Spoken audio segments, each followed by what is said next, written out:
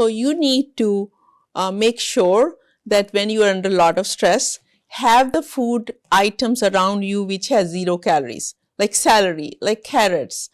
So you will chew in, you will keep chewing, and it's kind of will give you satisfaction that you are taking something in, but it would not have a lot of calories. So that is one thing. Other thing is saffron.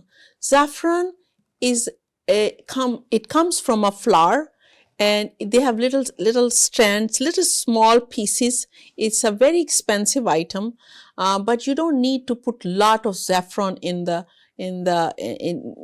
don't need it lot. So what you can do is have a glass of water, put little couple of strings of saffron, put little honey in it.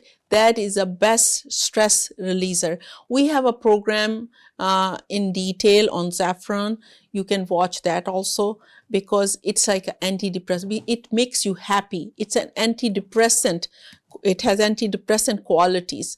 Other than that, you can also add a little bit turmeric in it. This tea, which I often drink this one, I'll add a little bit of turmeric, little honey, 1 teaspoon of honey, couple of strands or strings of saffron.